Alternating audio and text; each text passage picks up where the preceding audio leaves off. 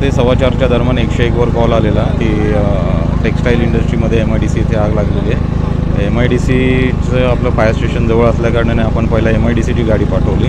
त्यानंतर आपल्याला आगीचं स्वरूप मोठं असल्याकारणाने आपण सोलापूर अग्निशमन दलातील सर्व गाड्या इथे पाचारण केल्या आणि मदतीसाठी आपण अक्कलकोट नगर परिषद, पंढरपूर नगर परिषद, NTPC आणि चिंचोली MIDCच्या गाड्यासुद्धा मदतीला मागून घेतलेल्या आहेत। सुरुवातीला आपण एकंदरीत 3 व्यक्ती, त्यापैकी 2 पुरुष आणि 1 महिला व्यक्तींना रेस्क्यू केलं। ते अनकॉन्शियस स्टेटमध्ये होते आणि त्यांना आपण सिव्हिल हॉस्पिटलला दाखल केलेलं आहे।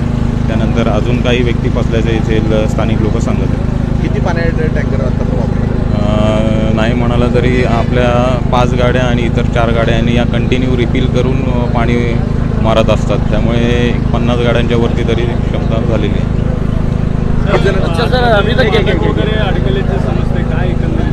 एकंदरीत अजून 4-5 लोक फसलेले आहेत असं सांगण्यात येत आहे। तर त्यांना आपण रेस्क्यू ऑपरेशन जशी आग आटोक्यात येईल तसं शिडी वगैरे लावून किंवा इतर ग्रिल्स वगैरे कापून आपण त्यांना रेस्क्यू करण्याचं काम लवकरात लवकर करण्याचा प्रयत्न चालू आहे। एकंदरीत 3 व्यक्तींना आपण काढलेलं आहे।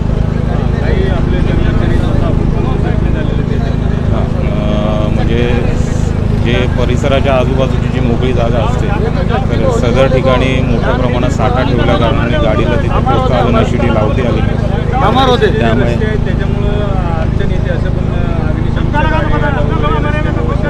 रस्त्यांचं काही हे नाही, गाड्या आलेल्या आहेत वेळेवर। फक्त जे इंडस्ट्रीच्या बाजूला जी जागा मोकळी सोडली जाते तिथे मोठ्या प्रमाणात त्यांनी यांचा साठा ठेवलेला, टेक्स्टाईल इंडस्ट्री असल्याकारणाने आपल्याला शिडी लावण्यात आली नाही तिथे आणि मग आपल्याला पत्र्यावरती चढून सदर खिडक्यांच्या ग्रिल्स वगैरे तोडून रेस्क्यू ऑपरेशन करावं लागलं।